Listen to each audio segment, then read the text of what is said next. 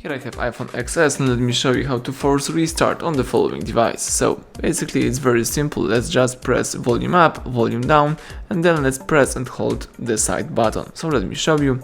Press volume up, volume down, and hold down the side button. Let's keep holding side button until your screen goes black. Now you can release the side button. As you can see, the Apple logo should pop up on the screen.